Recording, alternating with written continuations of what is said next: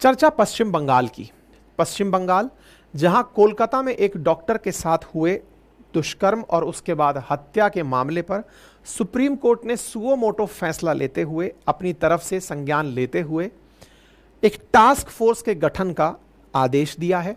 और task force के गठन के साथ साथ जांच एजेंसी उस आरोपी पर, जिसके ऊपर आरोप है रेप का, उस आरोपी पर पॉलीग्राफी टेस्ट कराने का निर्णय ली है। झूठ पकड़ने का लाई डिटेक्शन टेस्ट कराने का निर्णय ली है। आज के सेशन में हम समझेंगे क्या है सुप्रीम कोर्ट का फैसला, और साथ में हम ये भी जानेंगे कि वो क्या टेस्ट है और वो किस तरह से मान्य भी है अथवा नहीं है। फिल्मों में जिसे दिखाया जाता है उसका कोर्ट में क्या वैलिडेशन है, क्या कोर्ट उसे मानती है। जो झूठ पकड़ने का जो लाई डिटेक्शन टेस्ट होता है, क्या वो कोर्ट के अंदर एज ए एविडेंस कंसीडर किया जाता है। इन दोनों ही बातों की आज के सेशन में चर्चा। साथियों, हमने कोलकाता में जो रेप मर्डर केस हुआ, इस पर आपके सामने पहले भी एक सेशन किया था। हमने जानकारी में आपको बताया था कि किस प्रकार से कोलकाता के अंदर एक रेजिडेंट डॉक्टर के साथ, जब वो अपनी ड्यूटी पर थी, उसके साथ रेप होता है और हैवानियत की सारी हदें पार होती हैं जब पोस्टमार्टम की रिपोर्ट प्राप्त होती है। देख करके हर व्यक्ति अंदर से झिझक जाता है, ठिठक जाता है कि किस तरह से कोई इतनी क्रुएलिटी कर सकता है। शरीर का लगभग हर अंग किसी ना किसी तरह के क्राइम से पीड़ित था, जो चीख चीख कर पोस्टमार्टम रिपोर्ट में दिख रहा था। लेकिन इसी बीच में उस आरजी मेडिकल कॉलेज के अंदर प्रिंसिपल के द्वारा इस फैसले में, जब प्रिंसिपल के द्वारा अपने पद से इस्तीफा देने, साथ ही साथ पेरेंट्स को बच्ची का चेहरा दिखाने में देरी करने, इस मामले को आत्महत्या बताने और भी बहुत सी ऐसी चीज़ें जिनकी वजह से ये शक और बड़ा होता चला गया कि क्या कोई इस मर्डर को छुपाने का प्रयास कर रहा है। कोलकाता रेप मर्डर केस पर फिलहाल सुप्रीम कोर्ट के 3 जजेस की बेंच ने सुओ मोटो डिसीजन लेते हुए कहा है कि एक 10 मेंबर की टास्क फोर्स बने जो यह डिसाइड करे कि डॉक्टर्स की सुरक्षा कैसे सुनिश्चित की जाए। डॉक्टर्स और विशेष रूप से महिला डॉक्टर्स जब वो काम पर हों तो उनकी सुरक्षा के लिए क्या कुछ किया जा सकता है। इस पर सुप्रीम कोर्ट ने एक नेशनल टास्क फोर्स का ब्लूप्रिंट तैयार करने के लिए 10 सदस्यों की कमेटी बनाने का निर्णय लिया है, जिसमें काफी सारे डॉक्टर्स रखे गए हैं। हमने इस पर सेशन आपके सामने ऑलरेडी किया था और बताया था कि क्या हुआ। फिर भी एक बार के लिए ब्रीफ में कुछ जानकारी जान लेते हैं। 9 अगस्त के दिन कोलकाता के आरजीकर मेडिकल कॉलेज में एक ट्रेनी डॉक्टर के साथ रेप के बाद हत्या होती है। उसकी अर्धनग्न बॉडी को कॉलेज के सेमिनार हॉल में रख दिया जाता है। अब मुद्दा यह है कि यह बॉडी सेमिनार हॉल में रखी जाती है कि सेमिनार हॉल में ही उसका रेप होता है। ये सब बातें इसलिए उठती हैं क्योंकि जांच एजेंसी, विशेष रूप से कोलकाता पुलिस, जब इस मामले की जांच कर रही थी तो प्रदर्शनकारियों का आरोप था कि उन्होंने इस जांच को सही से नहीं किया, ये पता लगाने का काम नहीं किया कि क्या सच है और क्या गलत है। दोनों आंखें, मुंह और प्राइवेट पार्ट से खून बह रहा था, गर्दन की हड्डियां टूटी हुई थी। पुलिस ने केस दर्ज किया, देश भर में रेजिडेंट डॉक्टर हड़ताल पर चले गए। 10 अगस्त के दिन सीसीटीवी फुटेज के आधार पर एक संजय नाम के व्यक्ति को गिरफ्तार किया गया, जिसने रेप और हत्या की बात कबूल करी। इस व्यक्ति के खिलाफ, मतलब इसको गिरफ्तार किया गया। 12 अगस्त के दिन प्रिंसिपल अपने पद से इस्तीफा दे देते हैं और दूसरे कॉलेज में उनकी नियुक्ति हो जाती है। कलकत्ता हाईकोर्ट में सीबीआई जांच की मांग को लेकर याचिका दायर की जाती है। 13 अगस्त के दिन कलकत्ता हाईकोर्ट इस मामले को सीबीआई को सौंप देता है और कहता है कि 5 दिन में पुलिस ने कुछ नहीं किया, ऐसे में तो सबूत मिटाए जा सकते हैं। ऐसी स्थिति में federation of resident doctors association अपनी हड़ताल को खत्म कर देते हैं। 14 अगस्त के दिन सीबीआई को जब केस हैंडओवर किया गया, उस रात करीब 1000 लोगों की भीड़ आरजीकर अस्पताल पहुंचती है और हिंसा और तोड़फोड़ करती है। 15 पुलिसकर्मी घायल होते हैं और 12 उपद्रवियों को गिरफ्तार किया जाता है। 15 अगस्त के दिन इस हमले के खिलाफ डॉक्टर फिर से हड़ताल पर आ जाते हैं और प्रदर्शन तेज हो जाता है। डॉक्टरों का जो एसोसिएशन फोड़ा था वो फिर से हड़ताल शुरू कर देता है। आईएमए ने ऐलान किया कि 17 अगस्त को देश भर के डॉक्टर हड़ताल पर रहेंगे। आईएमए इस बात का अनाउंसमेंट कर देता है। 16 अगस्त सीबीआई ने अस्पताल के पूर्व प्रिंसिपल संदीप घोष को हिरासत में लिया। सीएम ममता ने दोषी को फांसी देने की सजा देने की मांग के लिए रैली निकाली। कलकत्ता हाईकोर्ट ने अस्पताल में हिंसा को लेकर पुलिस को फटकार लगाई। 17 अगस्त के दिन आईएमए के कहने पर देश भर के डॉक्टरों ने हड़ताल की। सिर्फ आईसीयू और इमरजेंसी की सेवाएं ही जारी रखी गई। ये रहा अपडेट। इस बीच में कोलकाता समेत देश भर में डॉक्टरों का विरोध प्रदर्शन चलता रहा, जस्टिस की मांग होती रही। इसके बाद में पोस्टमार्टम की रिपोर्ट के साथ कुछ खुलासे होते हैं और वो खुलासे इस तरह से थे कि अबनॉर्मल सेक्सुअलिटी और जेनाइटल टॉर्चर के कारण ट्रेनी डॉक्टर के प्राइवेट पार्ट्स पर गहरा घाव पाया गया। चिल्लाने से रोकने के लिए नाक, मुंह और गले को लगातार दबाया गया, जिससे कि थायराइड का कार्टिलेज टूट गया। सिर को दीवार से सटा दिया गया, जिससे चिल्ला ना सके। पेट, होठ, उंगलियां और बाएं पैर पर चोटें पाई गई। इतनी जोर से हमला किया गया कि चश्मे के शीशे आंखों में घुस गए। दोनों आंखें, मुंह और प्राइवेट पार्ट से खून बह रहा था। चेहरे पर आरोपी के नाखूनों से बने खरोंच के निशान मिले। इससे पता चलता है कि पीड़िता ने खुद को बचाने के लिए काफी संघर्ष किया। घटना के 4 दिन बाद पोस्टमार्टम रिपोर्ट थी, जिसमें कि ट्रेनी डॉक्टर से बर्बरता का खुलासा हुआ, जिसके बाद में जस्टिस के लिए और साथ में डॉक्टर्स जो ड्यूटी पर हैं, जो लेट नाइट तक अस्पताल में सर्विस करते हैं, उनकी सुरक्षा के लिए देश भर में मांग उठने लगी। सुरक्षा की मांग को लेकर सुप्रीम कोर्ट इस विषय पर स्वतः संज्ञान लेती है। मंगलवार 20 अगस्त को इसके दिन सुनवाई होती है और सुप्रीम कोर्ट कहती है कि हम इसलिए नहीं कर रहे हैं कि यह एक भयावह हत्या का मामला है। यह मामला पूरे देश के डॉक्टरों की सुरक्षा से जुड़ा मामला है, इसीलिए हम अपने स्तर पर इस सुओ मोटो यानी स्वतः संज्ञान लेकर इस मामले की सुनवाई कर रहे हैं।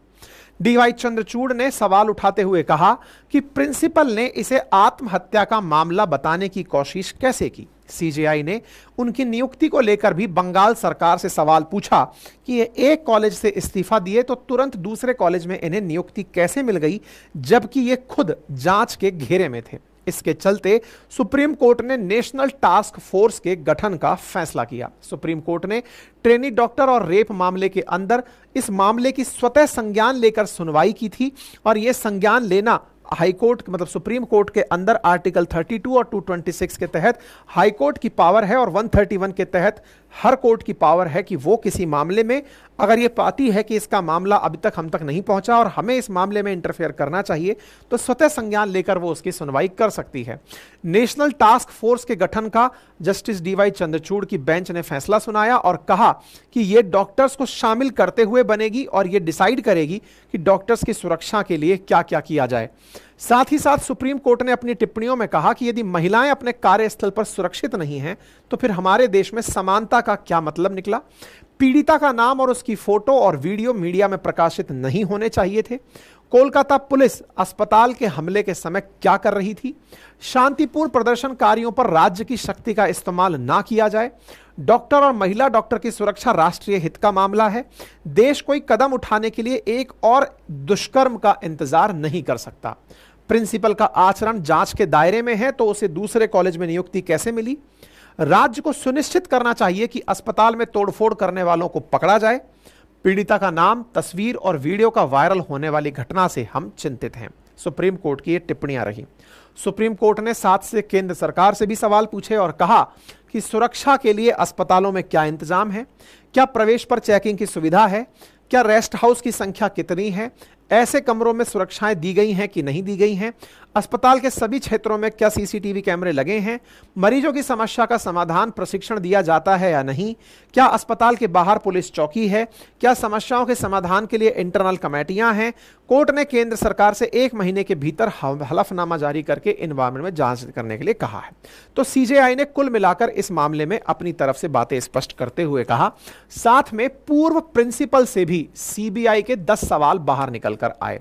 पूर्व प्रिंसिपल संदीप घोष, जो कि अपने इस घटना के दौरान पद से इस्तीफा देकर दूसरे कॉलेज में चले जाते हैं, उनसे सीबीआई लगातार प्रश्न कर रही है और प्रश्न है कि हत्या को आत्महत्या बताने की आपने जल्दबाजी क्यों की। साथ ही साथ सवाल यह पूछा जा रहा है कि आप डॉक्टर हैं, आपको पता नहीं कि घटना स्थल सुरक्षित रखा जाता है। परिवार को जानकारी देने के लिए किसने कहा, झूठ क्यों बोला, जानकारी देने के लिए किसने कहा और झूठ क्यों बोला। आप जानते होंगे कि घटनास्थल पर सबूतों से छेड़छाड़ करना अपराध है, क्योंकि आए दिन डॉक्टरों का तो काम पड़ता है। इसके बावजूद आपने जांच पूरी होने तक उसे सुरक्षित क्यों नहीं रखा। डॉक्टर के परिवार को कई घंटे बाद सूचना क्यों दी गई? शव को उसके परिवार को दिखाने में देरी क्यों की गई? अस्पताल में सुरक्षा के क्या इंतजाम थे? आपने घटना के तुरंत बाद इस्तीफा क्यों दिया?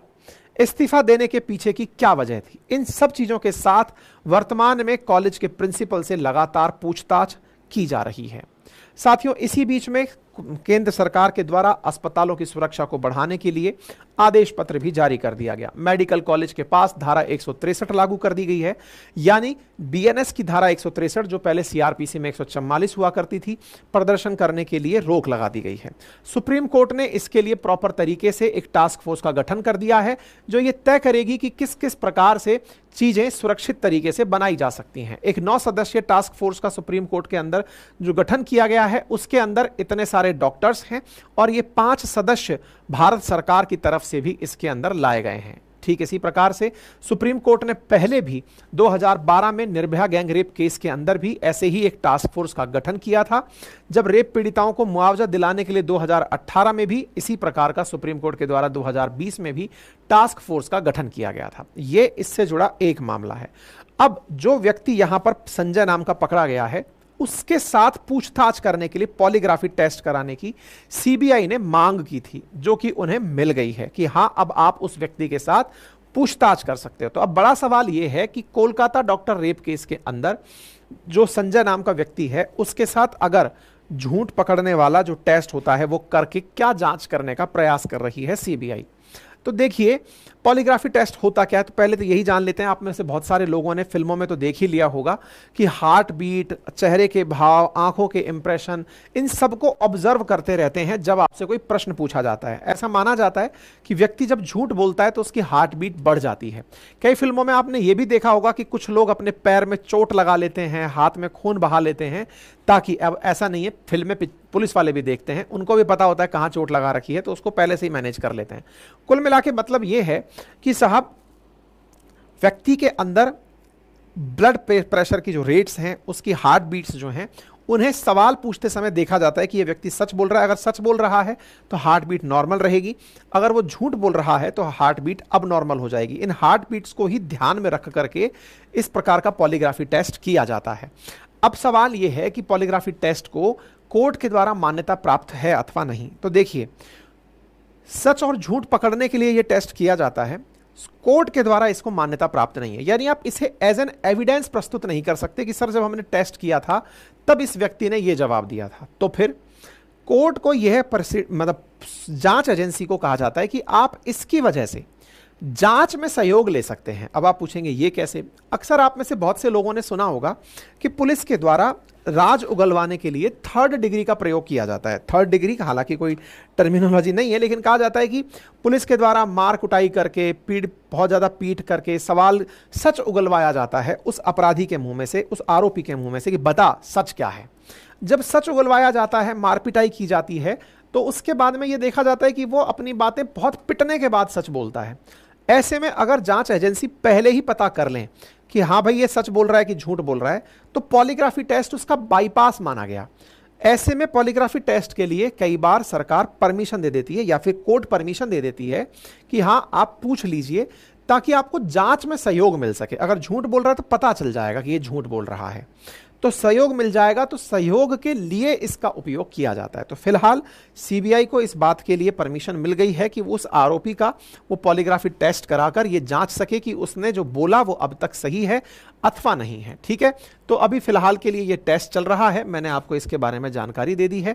शुरुआत इसकी पहली बार 19वीं शताब्दी में हुई थी। एक इटालियन क्रिमिनोलॉजिस्ट थे जिनके द्वारा इसके बारे में सबसे पहले जानकारी जुटाई गई थी। ठीक है, और इसके अंदर किया क्या जाता है, तो पर्सन की मतलब पॉलीग्राफ तैयार किया जाता है। 4 से लेकर 6 सेंसर्स को इसमें चेक किया जाता है, जिसमें इंडिविजुअल का ब्लड प्रेशर, उसके किस तरह के पल्सेस चल रहे हैं, इन सभी को रिकॉर्ड किया जाता है। प्रॉपर तरीके से उसकी सारी एब्डोमिनल ब्रीदिंग कैसी चल रही है, उसके गले की धड़कन कैसी चल रही है, चेस्ट ब्रीदिंग कैसे चल रही है, कार्डियोवास्कुलर एक्टिविटीज कैसी चल रही हैं, फिजिकल मूवमेंट्स उसके हो रहे हैं या नहीं हो रहे हैं, इन सभी को नोटिस किया जाता है। जो सेंसर्स के द्वारा कैप्चर की जाती हैं उनमें से breathing rate, pulse rate, blood pressure, perspiration of person, और इन सबको चेक करके ये चेक किया जाता है कि वो कितना अस्थिर हुआ, और जब वो पता चलता है तो वो एक प्रकार से झूठ पकड़ने के लिए उपयोग में लिया जाता है। परीक्षण के निर्णयों को लेकर के भारतीय साक्ष्य अधिनियम 1871 के तहत ये साक्ष्य उपयोग में नहीं लिए जा सकते। सुप्रीम कोर्ट ने 1997 में डी.के. बसु बनाम पश्चिम बंगाल के मामलों में कहा था कि नार्को टेस्ट और पॉलीग्राफी टेस्ट को जबरन कराना संविधान के अनुच्छेद 21 का उल्लंघन है, और ऐसे में कोर्ट को केवल यह है कि हाँ भाई आप इनकी वजह से जांच में सहयोग ले सकते हो। ठीक है साहब, तो उम्मीद है आप लोगों को यह जानकारी भी पता चल गई होगी। क्लियर? चलिए, बाकी सारे अपडेट के साथ में हमारे कोर्सेज की जानकारी है। आरएएस का फाउंडेशन बैच भी रिकॉर्डेड फॉर्मेट में उपलब्ध है, जो इसे एक्सेस करना चाहें कर सकते हैं।